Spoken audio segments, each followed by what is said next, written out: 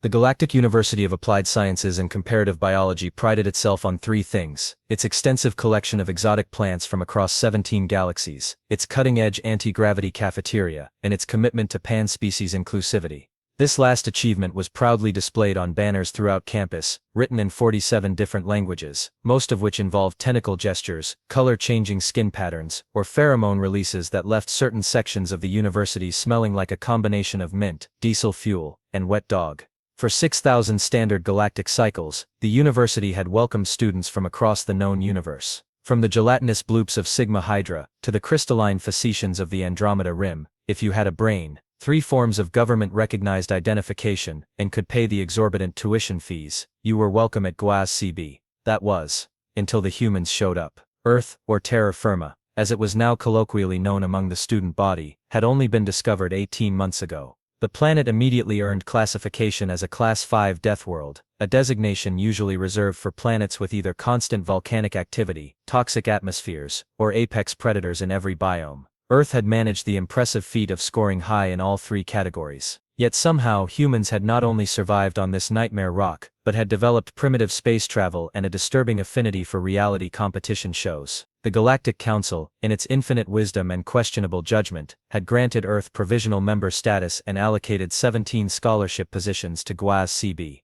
And that's how Maximilian Max Torres, former barista and community college dropout from Phoenix, Arizona, found himself sharing a dormitory with a sentient fungal colony named Gleep, and a 12-armed insectoid, who communicated exclusively through interpretive dance. Max slouched into his lecture chair in Professor Quimblix's comparative biology classroom, trying to ignore the fact that the nearest students had shifted their desks precisely 1.3 meters away from him in every direction, the officially recommended safe distance from Deathworlders, according to the student handbook's emergency protocols section. "You know I don't bite, right?" Max said to the small purple, vaguely amphibian creature to his left. The alien, Plib, blinked all 5 of its eyes rapidly in what Max had come to recognize as their species' panic response. "Apologies, human Max," Plib whispered through his translator device. "It is not the biting we fear, but the sneezing. The student handbook says humans can expel microbiological weapons at velocities exceeding 60 units. Max sighed. "That's technically correct, but completely misleading."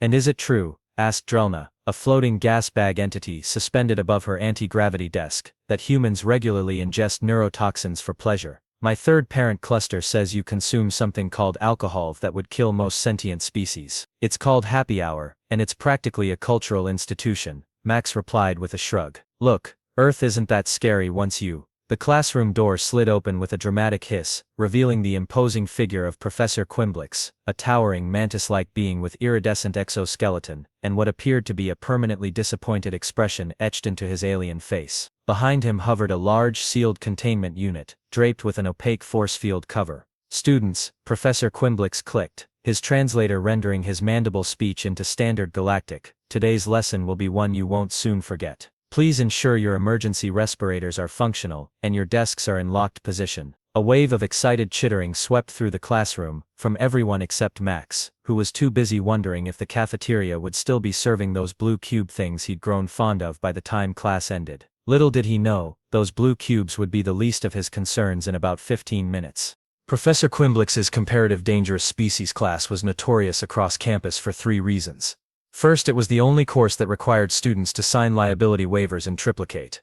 Second, it was the only class with its own dedicated medical drone hovering in the corner at all times. And third, it was the only course where existential panic attack was listed as an excused absence on the syllabus. Today, Professor Quimblix announced, his mandibles clicking with what Max had come to recognize as academic excitement, "We continue our exploration of evolutionary adaptations to predatory threats. Last week's examination of defensive mechanisms was illuminating." He paused, antenna twitching toward Zorn, a gelatinous student who had demonstrated his species' defense mechanism by accidentally liquefying his desk when startled. "Sorry again, Professor." Zorn bubbled apologetically. "Quite all right. The maintenance nanobots have almost finished reconstructing that section of flooring." Quimblix moved to the center of the room where the covered containment unit hovered ominously. "Today we examine the psychology of prey in the presence of apex predators. I have acquired, at significant expense and bureaucratic maneuvering, a specimen from the Centauri Reach that represents one of the most efficient hunting organisms in that sector." The room temperature seemed to drop several degrees as students began nervously fidgeting. Drelna deflated slightly, her gas sac body condensing in fear. Plib's purple skin developed alarming green spots, a physiological response that Max had learned meant extreme distress with chance of involuntary toxin release. Should we be concerned? Max raised his hand, feeling strangely calm compared to his classmates. After growing up with Arizona bark scorpions in his boots and the occasional rattlesnake in the garage, his threshold for creature-related panic was considerably higher. Professor Quimblix fixed his compound eyes on Max with an expression that might have been amusement. "Ah, our Deathworlder student speaks. Tell me, human Max, does your species not exercise appropriate caution when confronted with dangerous organisms? I mean, we have zoos." Max offered with a shrug. "Kids take field trips to them." The classroom erupted in gasps and a few muffled screams. Trillion, a crystalline being from a methane-based ecosystem, actually cracked along one facet in shock. "Fascinating," said Quimblix, his antenna quivering with intellectual interest. "Your species deliberately gathers dangerous organisms for entertainment. And conservation," Max added. "Sometimes research. Mostly so kids can point and say, 'Look, mommy, that monkey is doing something inappropriate.'" Professor Quimblix made a notation on his datapad. "This confirms my hypothesis that human neural pathways must be fundamentally different. Your fear responses appear to be evolutionarily stunted." Before Max could object to being called stunted, the professor continued. "Which is why I've made special accommodation for today's demonstration." Quimblix gestured toward the back of the classroom where a large reinforced transparent barrier had silently descended from the ceiling, separating Max from the rest of the class. "Hey," Max protested, standing up. "Safety protocols," Quimblix explained. "For the class, not for you. Your presence might inhibit the authentic fear responses I'm hoping to measure." Deathworlders have been known to create a false courageous effect in non-Deathworld species. "That's speciesist," Max muttered, but sat back down. He'd been dealing with this kind of treatment since orientation, when the administrative AI had automatically assigned him to the potentially hazardous biologicals dormitory wing alongside carnivorous plants and a semi-sentient mold that was working on its thesis in microbial diplomacy. Professor Quimblix turned his attention back to the containment unit. "Students, prepare your sensory organs. The specimen within is secured by multiple fail-safes, but I want authentic reactions for your assigned observation papers." The alien students braced themselves in various species-specific ways. Drelna extended her gas bladders to maximum hovering height. The three insectoid Claxty students formed a defensive triangle. Plib simply closed all 5 eyes and began humming what sounded like a funeral dirge. "This organism," Quimblix continued dramatically, "evolved on a mid-level gravity world with a nitrogen-oxygen atmosphere not dissimilar to human Max's homeworld. It can move at speeds exceeding 40 units per time segment, has sensory capabilities that can detect prey through solid barriers, and possesses launching appendages capable of propelling it 3 times its body length." Max leaned forward despite himself. Maybe this would actually be interesting. Earth had some pretty impressive predators, but he'd seen footage of alien creatures that made great white sharks look like goldfish. Whatever was in that container had his classmates practically catatonic with fear. "Behold," Professor Quimblix announced with theatrical flair, pressing a button that caused the containment field's opaque covering to retract. "The Felis domesticus." The force field became transparent, revealing a small fluffy orange tabby cat sitting calmly in the container, licking its paw. Max blinked twice. "Is that a house cat?" he asked incredulously. The ensuing scream from the collective class was loud enough to trigger the emergency sound dampeners. The classroom's emergency sound dampeners kicked in with a soft chime, muffling the cacophony of alien panic to a more manageable decibel level. Professor Quimblix appeared supremely satisfied with the reaction, his mandibles clicking in what Max had learned was the equivalent of a smug smile. "Excellent responses," Quimblix announced, making notes on his datapad. "Observe how the specimen remains calm despite your distress. This is the mark of an evolved predator, conserving energy until the optimal moment to strike." The cat yawned, displaying a set of teeth that, while unremarkable to Max, caused Trillion to crack along a second crystalline facet. "Professor," Max called from behind his barrier, "that's just a regular cat. Like a pet. People keep them in their houses. With children." This statement did nothing to calm the class. If anything, it elevated their horror to new heights. "Deathworlders keep predators in their delowings," gasped Drellin, her gas sac body pulsating with shock. "With their offspring?" "The human speaks truth," Professor Quimblix confirmed. "The Felis domesticus is indeed kept as a companion animal on terra firma. This particular specimen was procured from their adoption center, a facility where humans select predatory organisms to cohabitate with. We call it a shelter, Max muttered under his breath. This perfectly illustrates why Earth is classified as a Class 5 death world, continued Quimblix. Not merely because of its environmental hazards, but because its dominant species has evolved alongside such dangers that they now view apex predators as companions. The cat, an ordinary orange tabby with white paws that reminded Max of his grandmother's cat Mr. Whiskers, stretched lazily in its containment field and began grooming its hindquarters with impressive flexibility. Note the physical adaptations, Quimblix said, his voice taking on the cadence of a practiced lecturer. Retractable claws for silent approach, specialized night vision capabilities, auditory sensory organs that can detect prey movements through solid barriers, and a digestive system capable of processing raw flesh. It mostly eats kibble, Max interjected. Sometimes tuna if you're feeling fancy. Professor Quimblix ignored him. Now students, I will modulate the containment field to allow you to experience the organism's vocalization. Prepare yourselves. With a tap on his control pad, Quimblix adjusted the field settings. The cat, perhaps sensing it had an audience, looked up and let out a perfectly ordinary meow. The effect was electric. 3 students immediately activated their personal shield generators. Plib's purple skin erupted in so many green panic spots that he now appeared entirely green. One of the Claxti fainted, its exoskeleton making an uncomfortable clattering sound as it hit the floor. Was that its hunting call? Whispered Zorn, his gelatinous form quivering. Actually, cats meow primarily to communicate with humans. Max explained, growing increasingly amused at the situation. In the wild, adult cats rarely silence human Max, Professor Quimblix interrupted. You are contaminating the observation with Deathworlder bias. What appears harmless as to you would devastate ecosystems on 70% of life-bearing worlds. Max rolled his eyes but complied.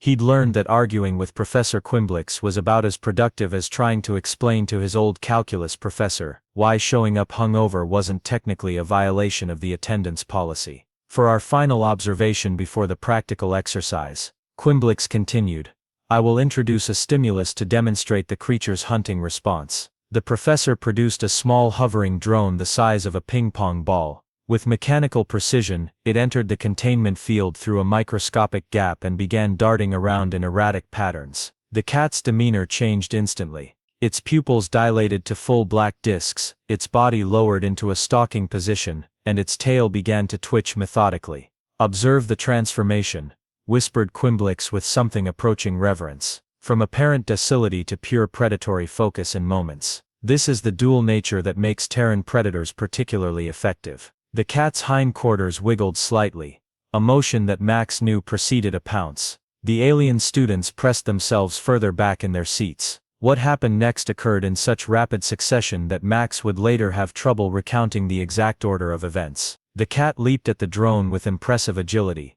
The drone swerved to avoid capture, and in doing so collided with the containment field's control node, a critical design flaw that Max would later point out in his course evaluation. The containment field flickered once, twice, and then dissolved completely. For one perfect moment of absolute stillness, the cat sat puzzled in the middle of the classroom. Freedom suddenly and unexpectedly achieved. It looked around with casual interest at the exotic assembly of aliens who were now experiencing what Max could only describe as synchronized cardiovascular events. Then chaos erupted. Professor Quimblix hit the classroom emergency button, causing red warning lights to pulse and an automated voice to calmly announce dangerous organism containment failure. Please evacuate in an orderly fashion according to Xenobiological Safety Protocol 47B. There was nothing orderly about what followed. Drelna inflated to twice her normal size and shot up to the ceiling. The Claxti formed a protective pincer formation around their fallen comrade. Zorn liquefied entirely, becoming a panicked puddle under his desk. Plib released his species' defensive toxin, which fortunately was just concentrated enough to smell like overripe bananas but not concentrated enough to cause hallucinations. And the cat, the terrifying deadly predator from Earth, calmly began licking its paw again, supremely uninterested in the pandemonium it had caused. Max watched the scene unfold from behind his isolation barrier, which ironically now served to protect him from his classmates' panic rather than protecting them from him.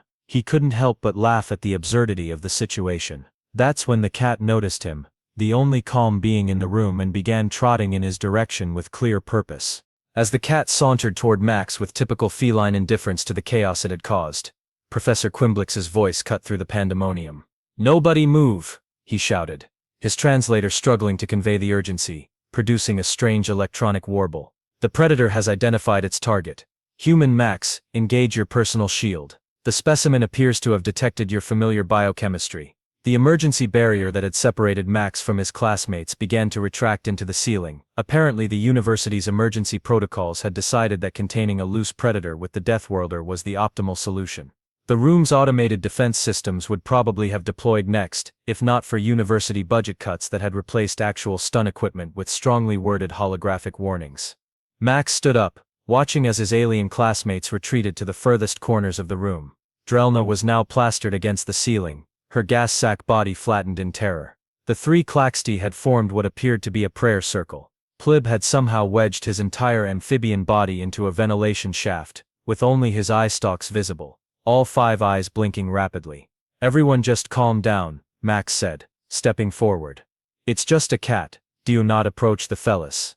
Professor Quimblix's mandibles were clicking so rapidly they created a sound like castanets. Even for a Deathworlder, direct engagement is inadvisable without proper.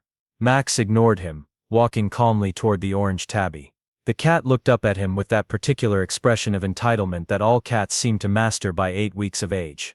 "Hey there, buddy," Max said, crouching down and extending his hand. "You're causing quite a stir, aren't you?" The classroom fell into a hushed silence, punctuated only by the soft beeping of medical monitors as several students' vital signs triggered alarm thresholds. Even Professor Quimblix had gone still, his compound eyes fixed on what he clearly expected to be a gruesome demonstration of interspecies violence. The cat sniffed Max's outstretched fingers, then proceeded to do exactly what cats throughout human history have done when meeting a friendly human. It rubbed its cheek against his hand, marking him with its scent. "See? Totally harmless," Max said, scratching behind the cat's ears. The tabby responded with a rumbling purr that sent Trillian into another stress fracture. "By the cosmic void," whispered Zorn from his puddle form. "The human has tamed it." Professor Quimblix approached cautiously, his datapad recording every moment. "Remarkable. Is this some form of Deathworlder telepathic communication?" Max laughed. "No, it's just basic cat psychology. They're not actually the ruthless killers you're making them out to be. Well, not to anything bigger than a mouse, anyway." "You appear to be pleasuring the creature," observed Quimblix, watching as Max continued to pet the cat, which had now climbed onto his lap and was kneading his thighs with its paws. "It's called petting," Max explained. "Cats like physical contact. The purring means he's happy. The vibration it produces, that is a contentment signal, not a pre-attack warning." Professor Quimblix was now just a meter away, his scientific curiosity overcoming his survival instincts. "Exactly. Though they do sometimes purr when they're stressed or injured too. Cat communication is complicated." The rest of the class was slowly recovering from their initial panic, curiosity beginning to replace fear as they watched their human classmate casually interact with what they'd been taught was a deadly predator. A few brave students edged closer.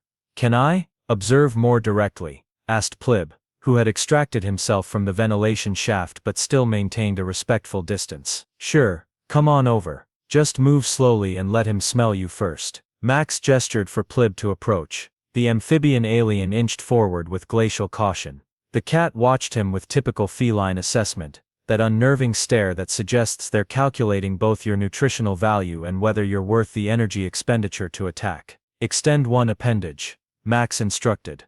"Let him get your scent." Plib hesitantly stretched out one webbed hand. The cat leaned forward, whiskers twitching as it sniffed the unfamiliar alien biochemistry. The entire classroom seemed to hold its collective breath through various respiratory organs. Then the cat sneezed. Plib fell backward in terror, all 5 eyes wide with shock. It deployed a biological countermeasure. "No, no," Max laughed. "Your skin secretions probably just tickled his nose. That was a sneeze, not an attack." "You mean?" Drelna had descended slightly from the ceiling, her curiosity getting the better of her. "The expulsion of internal particles that your species also performs. The one the handbook warns us about." "Exactly," Max nodded. Not everything biological is a weapon. Sometimes a sneeze is just a sneeze. Professor Quimblix was furiously taking notes. Human Max, would you demonstrate other interaction techniques with the fellas? This is unprecedented observational data. Max grinned and proceeded to show the increasingly fascinated class how to properly pet a cat, the significance of slow blinking, a sign of feline trust, and even demonstrated the strange phenomenon of cat gravity, the ability of a contented cat to become mysteriously heavier when settled on a lap. Observe how the predator exposes its vulnerable underside. Max explained as the cat rolled over for belly rubs. This is a sign of extreme trust in cat body language. But those claws. Zorn had partially reformed into a vaguely humanoid shape,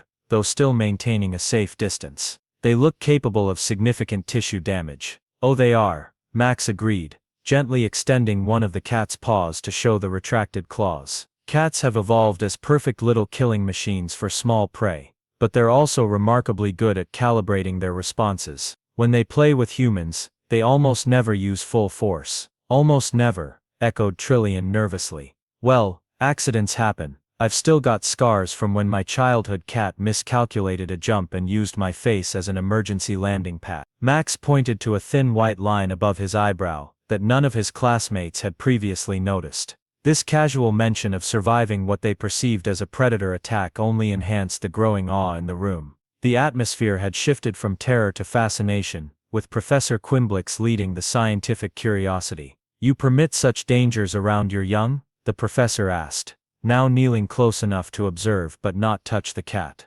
Sure, growing up with pets teaches responsibility, empathy, and in Earth's case, builds a healthy immune system. Plus, they're good company. Max scratched under the cat's chin, eliciting more enthusiastic purring. On Earth we've co-evolved with these animals for thousands of years. They're not just predators, they're companions. The concept seemed to fundamentally challenge everything the alien students had been taught about ecological relationships and evolutionary dynamics. One by one, under Max's careful guidance, the braver students approached to experience cautious contact with the cat, who seemed to be thoroughly enjoying its newfound celebrity status. Even Professor Quimblix eventually extended a chitinous appendage, which the cat sniffed before rubbing against it approvingly. Extraordinary, the professor whispered. I believe we are witnessing an unprecedented moment in xenobiological education. By the end of what should have been a 15-minute demonstration but had extended to nearly an hour, the cat had received more attention and treats, synthesized by the emergency food replicator to Max's specifications, than most show cats receive in their lifetime. I think we need to give him a name, Max suggested as the cat, now sated with alien adoration, curled up contentedly on the professor's desk. Is naming not a significant act in many cultures? Asked Drelna, who had finally returned to normal hovering height. It is, Max nodded. But I think this little guy has earned his place in Galactic University history. After some discussion that included several unpronounceable alien suggestions, they settled on Ambassador Whiskers, a name that would soon become legendary across campus.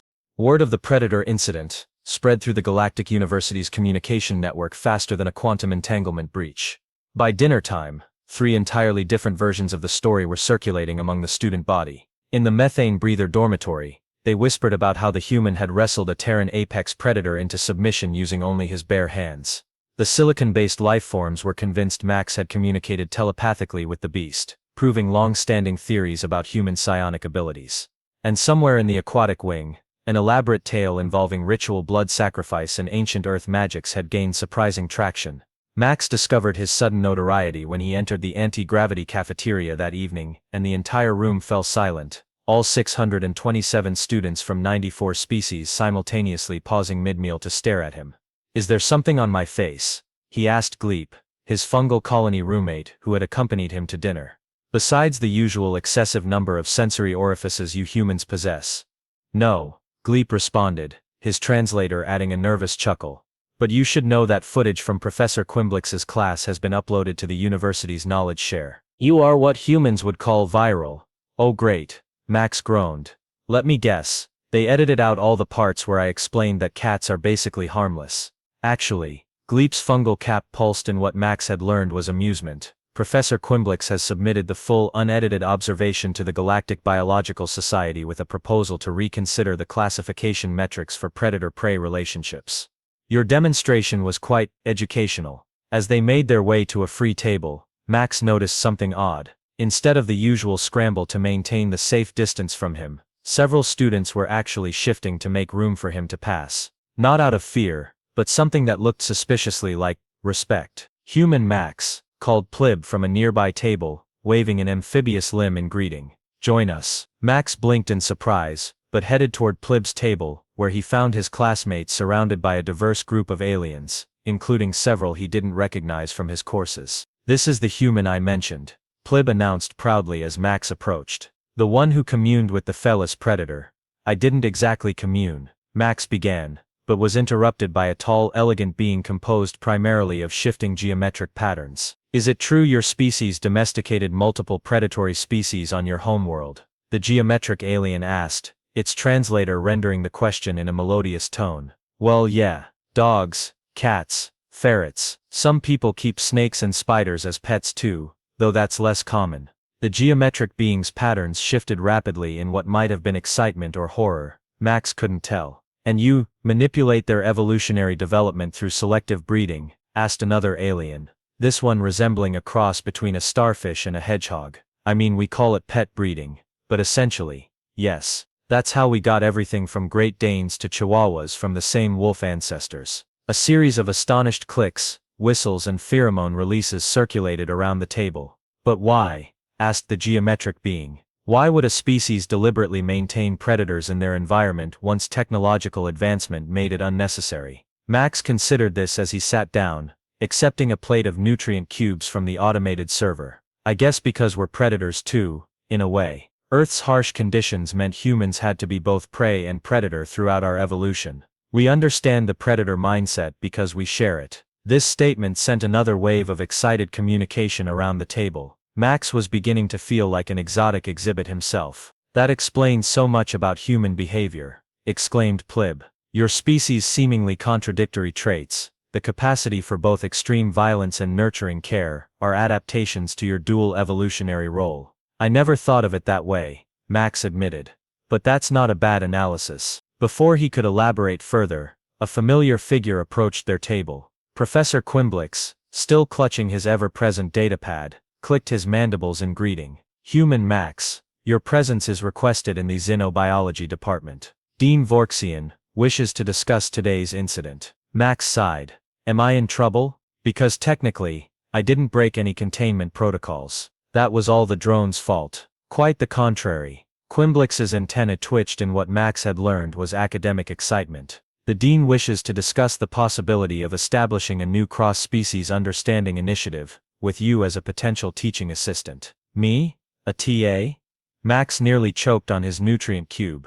But I'm barely passing temporal physics, and my xenolinguistics professor said my pronunciation of Arcturian could cause diplomatic incidents. Nevertheless, your demonstrated ability to provide context for Deathworld evolutionary adaptations is unprecedented at this institution. Quimblix's compound eyes seemed to focus more intently on Max. Additionally, Ambassador Whiskers has taken residence in the Dean's office, and refuses to respond to any non-human interaction attempts. The entire table erupted in what Max could only interpret as alien laughter, a discordant symphony of clicks, bubbles, light flashes, and one concerning high-pitched squeal that caused the cafeteria's sound dampeners to activate briefly.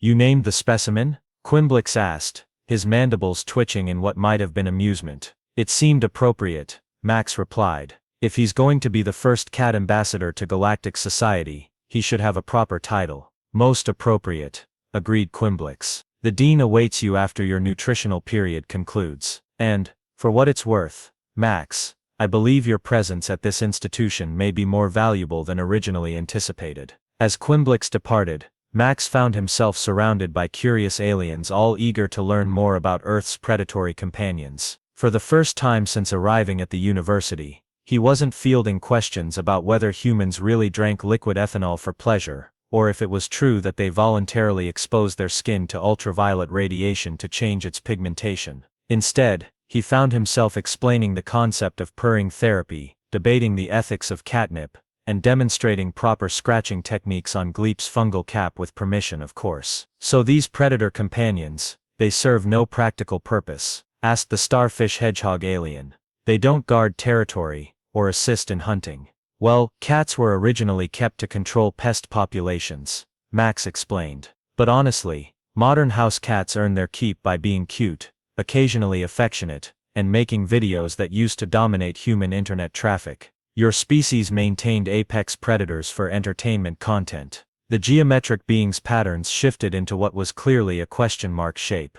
"We also dress them in tiny costumes sometimes," Max added with a grin. By the time dinner concluded, Max had acquired a small following of fascinated xenobiology students, 3 invitations to present at species cultural exchange seminars, and most surprisingly, an offer from Drelna to collaborate on a research paper examining parallels between feline social behaviors and gas sac hierarchical structures of her home world. As he headed toward the dean's office, Max reflected that perhaps being the token Deathworlder wasn't going to be so bad after all. If nothing else, it would make for one hell of a story when he eventually returned to Earth. "Teaching assistant for interspecies predator relations," he murmured to himself. "Mom's going to be so confused when I try to explain this on my next quantum call home." Somewhere in the administrative wing, Ambassador Whiskers was probably sprawled across important galactic documents, shedding orange fur on million-credit datapads, and doing what cats had done since the dawn of their relationship with humans,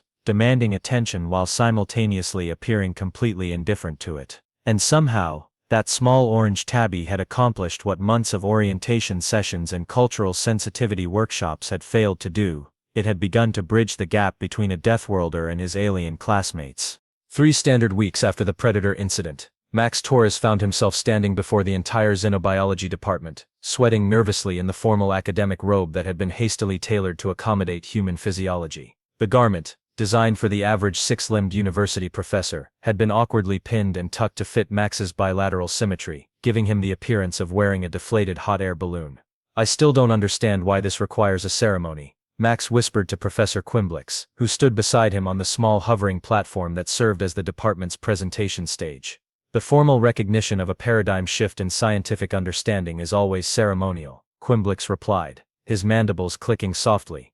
"Besides, the Board of Regents rarely unanimously approves anything. The fact that they all agreed to this new program without a single tentacle vote of dissent is historic." Max nodded, trying to look appropriately solemn as Dean Vorkshin approached the podium. The dean was a magnificent being composed of what appeared to be living crystal with a core of swirling plasma. Their voice resonated through the chamber without need for translation, a talent that made them particularly effective at university-wide addresses. "Esteemed colleagues, honored students, visiting dignitaries," the dean began, their crystalline forms shimmering with formal light patterns. "Today marks a significant recalibration in our understanding of interspecies relations and evolutionary adaptation matrices." Max struggled to maintain his composure as he spotted Ambassador Whiskers in the front row, comfortably settled on a hovering cushion between 2 members of the Galactic Biological Society. The cat had adapted to university life with remarkable ease, even earning his own student ID badge, though Max suspected this was mostly so the cafeteria drones would stop trying to scan his retinas before serving him synthesized fish products. "For 6,000 cycles," continued Dean Vorkshin, "the Galactic University has prided itself on being the foremost institution for comparative biological studies. Yet in a single academic period, our understanding of predator-prey relationships and evolutionary adaptations has been fundamentally challenged by the arrival of both human Max Torres and what we now recognize as Earth's first official feline ambassador." A ripple of light-based laughter moved through the crystalline attendees, while the gaseous species present released amused pheromones that made Max's eyes water slightly. "We gather today to formally establish the Deathworld Adaptation and Cohabitation Studies program, with human Max Torres appointed as our first non-doctoral teaching assistant." Polite appendage tapping the university's version of applause filled the chamber. Max noticed several of his former classmates in the audience, including Plib, whose purple skin now displayed excited orange spots instead of panic green when looking at Max. A significant improvement in their relationship. Additionally, the dean continued, their voice resonating with formal gravitas, "We are pleased to announce that Earth has been provisionally reclassified from a Class 5 to a Class 4.5 Deathworld, acknowledging that while the planet remains objectively terrifying by galactic standards, Its dominant species has developed unprecedented adaptive relationships with their indigenous predators. More enthusiastic appendage tapping followed this announcement. Max caught sight of Drelna hovering near the ceiling, her gas sack body illuminated with what he now recognized as her species' expression of academic excitement. Human Max Torres, please step forward to receive your academic designation. Max stepped toward the dean, trying not to trip on his oversized robe. Dean Vorkshin extended a crystalline appendage on which rested a small glowing emblem, the university's symbol for interdisciplinary studies, modified, with what appeared to be a small cat silhouette. With this designation, you are authorized to lead discussions on Deathworld adaptations and serve as primary interpreter for Ambassador Whiskers in all official university functions, the dean announced. Thank you, Max said, accepting the emblem. Though I should clarify that Ambassador Whiskers mostly communicates through strategic ignoring of whatever you're saying to him. This garnered genuine laughter throughout the chamber, the first time Max had made a joke that translated well across species barriers. If I may, Max continued, surprising himself with his own boldness. I'd like to say something about what I've learned these past few weeks. Dean Vorkshin's crystalline form shifted in what might have been surprise, but they gestured for Max to proceed. When I first arrived at Galactic University, I was frustrated by being treated as a dangerous anomaly. The isolation barrier in classrooms, the warning labels on my dormitory door, the way other students calculated the minimum safe distance to maintain from me at all times, it all seemed like unnecessary xenophobia. Max paused, looking out at the assembled alien faces, appendages, sensory clusters, and gelatinous masses. But through Ambassador Whiskers, just a regular house cat from Earth, I've come to understand something important. Fear isn't always irrational. From your evolutionary perspective, both humans and cats are legitimately terrifying. We evolved on a planet that tried to kill us in so many creative ways that we had to become adaptable, resilient, and yes, sometimes dangerous. The audience had gone completely still, absorbing his words through various sensory organs and translation devices, but what Ambassador Whiskers demonstrated is that understanding can overcome fear. The same evolutionary pressures that made Earth species scary also made us capable of forming bonds across species barriers. Humans domesticated wolves, apex predators that hunted in coordinated packs, and turned them into creatures that would sacrifice their lives to protect a human child. We built relationships with cats that were originally based on mutual benefit, but evolved into genuine companionship. Max gestured toward Ambassador Whiskers, who chose that perfect moment to yawn widely, displaying his impressive array of teeth before beginning to groom his hindquarters with supreme indifference to the proceedings. Earth species learned to build connections despite our predatory natures, not by denying those natures, but by channeling them into something more constructive. And if a death world could produce species capable of that kind of adaptation, maybe there's hope for this whole galactic community thing after all. A profound silence followed his words. Max briefly worried he'd committed some terrible cultural faux pas. But then Dean Vorkshin's crystalline form began to resonate in a frequency that the universal translator rendered as applause. The sound spread throughout the chamber until even Professor Quimblix was rapidly clicking his mandibles in approval. Well articulated, human Max, the dean said when the sound finally subsided. It seems we have much to learn from Earth's evolutionary approach. Which brings us to our final announcement. The dean gestured toward the back of the chamber, where the university's quantum communication array activated, projecting a massive holographic image. Max recognized the Galactic Council's emblem, modified with Earth's planetary symbol prominently displayed. As of this standard cycle, Earth has been granted full member status in the Galactic Educational Exchange. The Council has approved funding for 50 additional human students to attend Galactic University next academic year, along with a research grant to establish a comparative predator companion observatory on campus. This announcement triggered the most enthusiastic response yet, with multiple species expressing approval through their culturally specific methods. The methane breathers ignited small celebratory gas pockets. The crystalline beings resonated at harmonious frequencies. The hive mind collective in the back row performed a synchronized undulation pattern that Max had learned signified highest approval. And yes, the dean added, with what might have been a touch of humor in their resonant voice, the observatory will include an appropriate number of what humans call cat toys, and something called a scratching post. Our architectural team is still determining the structural requirements. As the ceremony concluded, Max found himself surrounded by faculty members, students, and even a few representatives from the Galactic Council, all eager to learn more about Earth's unique approach to interspecies relationships. Ambassador Whiskers, now perched regally on Max's shoulder after climbing up his robe with complete disregard for the expensive fabric, accepted the attention with typical feline entitlement. "I never thought I'd say this," Max murmured to the cat, scratching under its chin, "but you might have just advanced human-alien relations by about a century." Ambassador Whiskers responded by purring loudly and kneading Max's shoulder, claws poking through the ceremonial robe. "Fascinating adaptive bonding behavior," commented a passing xenobiologist, making notes on a datapad. "The predator marks its human with scent glands while simultaneously causing minor physical damage. A perfect encapsulation of the complex nature of Earth-species relationships." Max smiled, wincing slightly at the claws digging into his skin.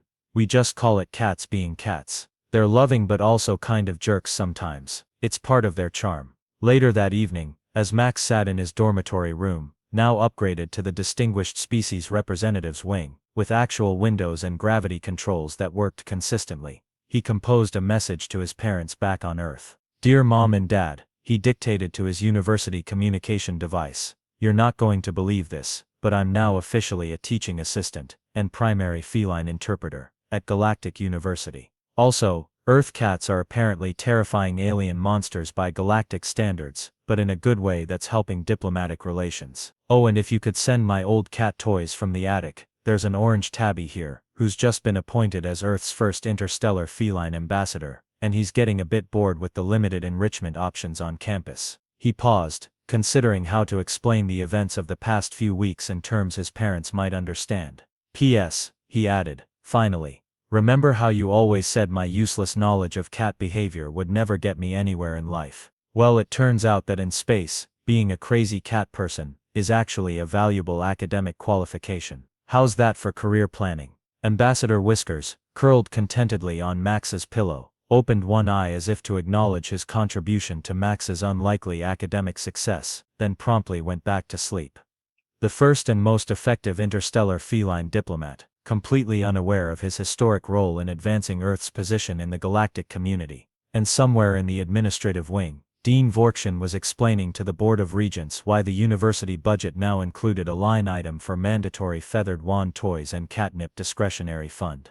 The universe, Max decided, was a far stranger and more wonderful place than he'd ever imagined. And sometimes, all it took to bridge vast evolutionary differences was a purring orange cat, with absolutely no concept of its own cosmic significance.